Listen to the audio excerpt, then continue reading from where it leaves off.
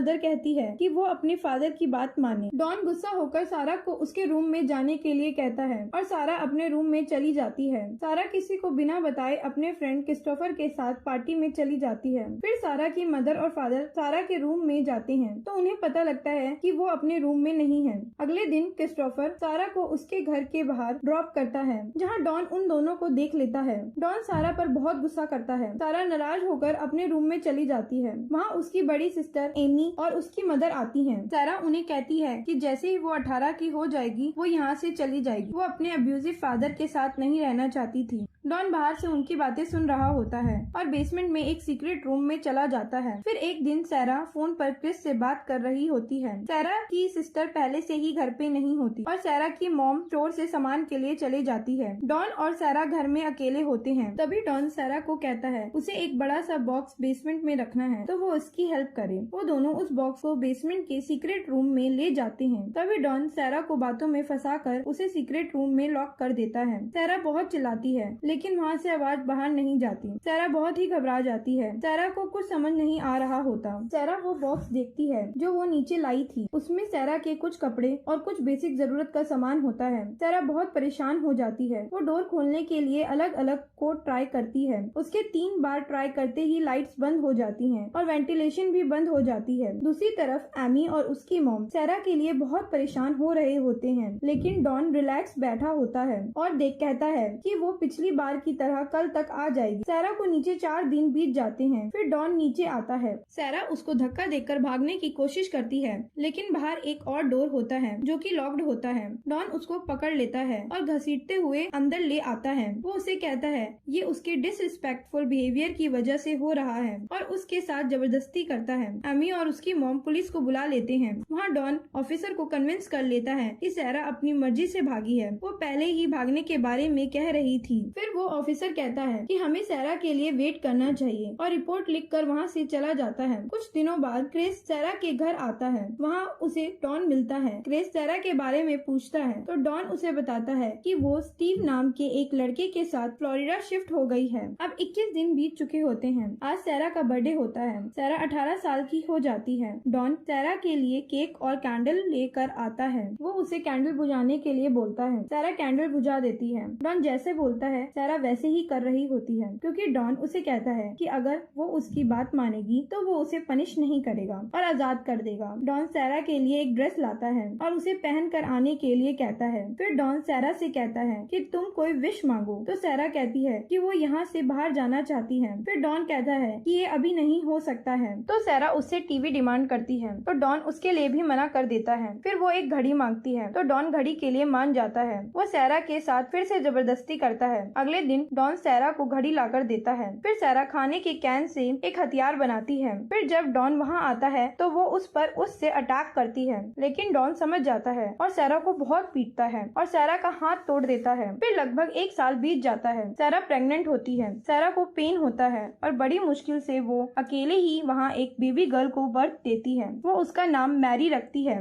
फिर 4 साल बीत जाते हैं। सारा की मदर बहुत परेशान होती है और सारा फिर से प्रेग्नेंट होती है। डॉन का प्रमोशन हुआ होता है। वो लोग सेलिब्रेट कर रहे होते हैं। तभी सारा की मॉम डॉन को एक प्राइवेट इन्वेस्टिगेटर को हायर करने के लिए बोलती है लेकिन वो कहता है कि हम पहले ही फ्लोरिडा जाकर $5000 खर्च चुके हैं और मना कर देता है। फिर डॉन सारा और उसकी बेटी के लिए टीवी लाता है। वो लोग बहुत खुश हो जाते हैं। फिर कुछ दिन बाद सारा एक लड़के को बर्थ देती है। सारा उसका नाम माइक रखती है। एक दिन मैरी को बहुत तेज फीवर आया होता है तो डॉन उसे मेडिसिन लाकर देता है। वो मेडिसिन बड़ों की होती है तो उन दोनों के बीच में लड़ाई हो जाती है। क्रिस फिर से सारा का पता करने के लिए उसके घर जाता है। वहाँ वो एमी से मिलता है। क्रिस एमी को स्टीव वाली बात बताता है जो डॉन ने उसे बताई होती है। एमी कहती है कि डॉन ने तुम्हें झूठ क्यों बोला होगा। वो कहती है कि कभी कभी उसे लगता है कि सारा कहीं बहुत खुशी से अपनी लाइफ स्पेंड कर रही है और कभी लगता है कि उसके फादर ने ही सारा के साथ कुछ कर दिया है। सारा फिर से प्रेग्नेंट होती है। डॉन की उसकी वाइफ और एमी से लड़ाई हो जाती है। सारा की मॉम वहाँ से गुस्सा होकर चली जाती है और डॉन भी उसके पीछे पीछे चला जाता है। तभी उसकी पॉकेट से बेसमेंट की चाबी गिर जाती है।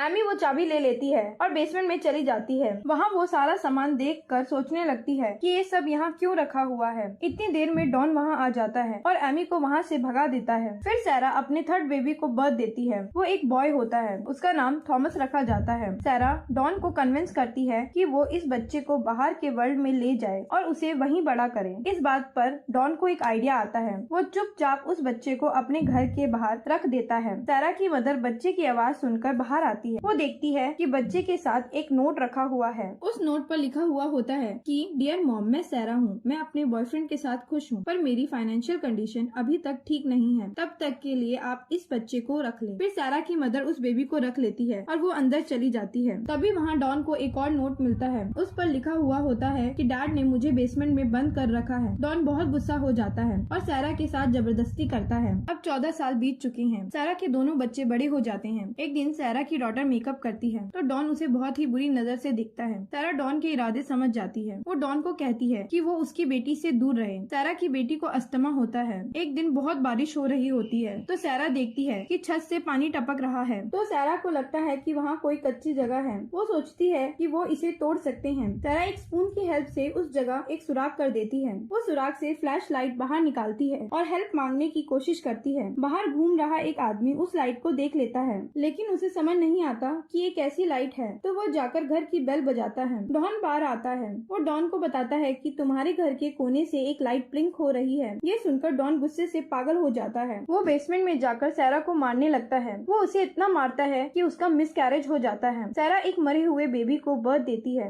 डॉन उस मरे हुए बच्चे को जाकर दफनाता है। फिर डॉन सारा के पास आता है। सारा उससे थॉमस के बारे में पूछती है तो डॉन कहता है कि वो बहुत बढ़िया है। वो अगले महीने एक टूर्नामेंट खेलने वाला है। तो माइक उससे कहता है कि वो भी खेलना चाहता है और वो यहाँ से बाहर कब जाएंगे।